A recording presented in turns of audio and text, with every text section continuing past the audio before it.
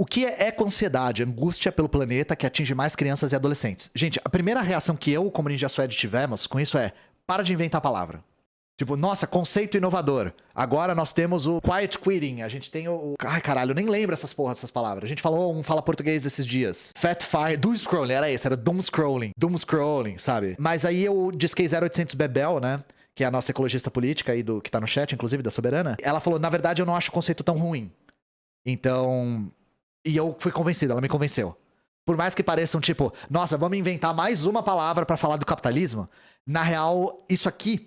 tem muita relação, e eu concordei com a Bebel nisso, tem muita relação com realismo capitalista. E eu acho o conceito de realismo capitalista um conceito útil. Eco-ansiedade é meio realismo capitalista voltado pra ecologia. É meio isso. Vamos ler um pouquinho e a gente já comenta. Shin Suzuki aqui, BBC.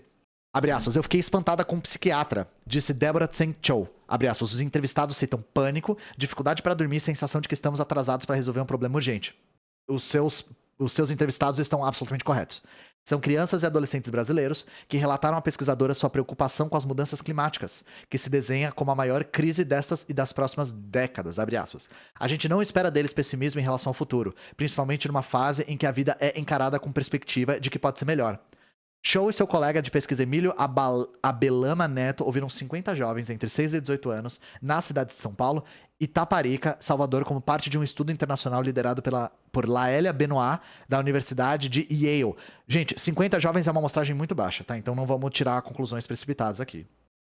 Perto desse sentimento se enquadra no que vem sendo chamado de eco-ansiedade, uma palavra que em inglês já foi incorporada pelo dicionário e é definida pela Associação Americana de Psicologia como medo crônico da catástrofe ambiental.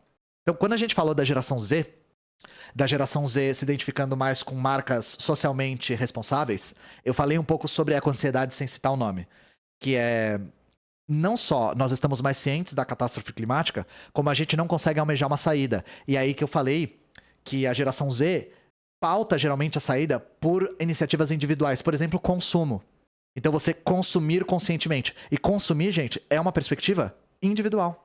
Você consome como indivíduo. Outra coisa, fazer essas ações diretas, assim, de furar pneu, fazer protesto na rua sozinho, ficando pelado, sabe? Sozinho, tô falando sozinho. Essas ações diretas de chamar atenção, porque essas pessoas não conseguem almejar uma saída coletiva.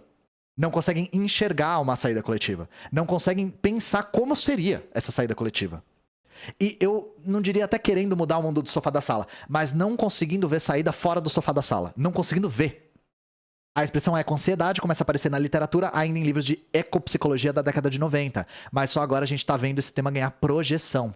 Ele é presidente da Sociedade Internacional de Ecopsicologia, um campo nascido formalmente em 1989 nos Estados Unidos e que considera o cuidado com o meio ambiente como condição fundamental para o equilíbrio psíquico de um indivíduo. Eu acho que o cuidado com o meio ambiente é condição fundamental para nossa existência como espécie, mais do que pro equilíbrio psíquico, mas assim, acho que vocês entenderam que as coisas estão conectadas, né? É importante dizer que a eco-ansiedade não é uma patologia, não é uma doença mental, como explica a psicoterapeuta britânica Caroline Hickman, uma das maiores especialistas no tema, abre aspas. A ansiedade tradicional gerada, por exemplo, pelo medo de andar de avião é algo mais particular no indivíduo. A raiz do problema pode ser difícil de identificar. A angústia ligada à crise climática, por sua vez, possui uma causa bem definida e é caracterizada pelo sentimento coletivo, afirma a psicoterapeuta, abre aspas. A sensação de impotência e de frustração surge com a ação insuficiente dos poderes e falta de consciência e outros setores da população. E é isso, sensação de impotência e frustração e insuficiência dos poderes. Gente, nós comunistas temos a absoluta clareza de que não é insuficiência dos poderes. É extrema eficiência dos poderes de defender os seus interesses. O grande problema é que os interesses deles não andam de mãos dadas com os interesses da nossa existência como espécie. Então é aquele quadrinho de um cara com uma fogueira falando assim: o planeta foi destruído, mas por um pequeno momento os acionistas lucraram muito. Inclusive, eu vi isso no TikTok recentemente até. Eu tava falando sobre privatização. E aí, um cara com umas fotos, um cara chamado austríaco não sei o quê, ou seja, um idiota, né? Falou assim: a Vale foi privatizada e ela é muito eficiente. Aí eu falei: a Vale cometeu o crime ambiental mais grave da história do país. Aí ele falou: mas como empresa ela é extremamente eficiente como lucro. O cara literalmente é o meme do: não, a gente teve Mariana e Brumadinho, mas, mano, o lucro... E aí eu fiquei tipo, caralho, eu tô literalmente vendo o meme do o planeta acabou, mas o lucro foi extraordinário por um tempo, sabe? Do ponto de vista profissional, Do ponto de vista profissional, Bíblio defende que o tratamento para esse tipo de transtorno não deve ser o mesmo da ansiedade. Quem é Bíblio? Eu tô doido. Não citaram ninguém com esse nome, tá? Eu não tô doido. Ah, não, aqui Marco Aurélio Bíblio. Tá, desculpa. Foi muito nome, desculpa. É esse cara aqui. Isso que dá ficar pausando o tempo todo. Abre aspas. A ecoansiedade tem que ser acolhida como uma possibilidade real para todos. Então é mais inteligente numa situação dessas que o apoio terapêutico seja dado, junto à medicação quando necessário, confirmando o valor da fantasia psíquica do paciente, considerando como um dado real. Não estou criticando o psiquiatra aqui, mas isso aqui me parece assim. A gente vai te matar, mas a gente vai ter certeza de que você não vai sofrer no processo. É a injeção letal do planeta, isso aqui. Então, a ecoansiedade tem que ser reconhecida. E a gente tem que ter certeza de que o cara não vai sofrer com isso. Enquanto os caras estão gritando, falando, o planeta vai acabar, meu Deus! É importante também que a pessoa que está sofrendo assuma o seu lugar dentro desse momento de grave crise. O profissional dá a confirmação do que o paciente está sentindo e o ajuda a encontrar a maneira de se posicionar no mundo e de maneira a aliviar o risco que a pessoa sente. Ele dá uma ficha de filiação da unidade popular, é isso, né? Porque se não for isso, eu não acho que é muito eficiente essa coisa de se posicionar no mundo. Ou você vai falar pra jogar sopa no quadro? Eu espero que seja isso. Colar a mão no asfalto, é. Ele lembra que o risco de emergências ecológicas já vem sendo apontado há um bom tempo. Não é uma novidade, mas continuamos a viver como se nada estivesse acontecendo. Nada está acontecendo. E está se acelerando, inclusive. Dentro da ecopsicologia, começou a surgir a ideia de que vivemos uma espécie de negação coletiva. Ai, cara, como eu tenho ódio dessas coisas. Ou seja, na nossa organização das informações, nós retiramos de circulação aquelas que geram angústia. E aquilo que não se transforma em percepção se torna atenção. Não é tirar de circulação que gera angústia, é tirar de circulação que vai de desencontro com o capital, gente. Por favor, vocês sabem disso. A destruição da natureza é condição sine qua non da expansão do capitalismo. Não tem nada a ver com angústia, não tem nada a ver com ansiedade. Por favor, eu tô falando da origem, tá? Não a consequência. Uma entrevistada do estudo internacional relatou, segundo a pesquisadora Cho, que os jovens procuram evitar o tema no bate-papo informal. Compreendo. Uma menina me disse, a gente não conversa muito sobre isso, porque a gente tem 12, 13 anos. A gente quer conversar sobre outras coisas e fazer piada. Apesar de saber que essas coisas são importantes, a gente acaba tentando não pensar. Pra não ficar sofrendo à toa. Agora, nós conversamos muito, né? Sine qua non é sem qual não existe. É a condição... Como que eu coloco isso sem ser pedante, né? A gente tava criticando o pedantismo. É a condição sem a qual não, né? É uma condição imprescindível. Uma condição que não dá pra ser mudada. Essencial, exato. É uma condição imprescindível do capitalismo, a destruição da natureza, porque o capitalismo continua se expandindo para além dos limites físicos do planeta.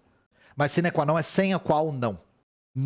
No entanto, nós recebemos de forma cada vez mais frequente evidências concretas das mudanças climáticas. No Brasil, os exemplos mais visíveis são as enchentes de 2022, em Alagoas, Bahia, Minas Gerais, Pernambuco e Petrópolis, e mais recentemente em São Sebastião e no Maranhão, e no Acre, e no litoral de São Paulo.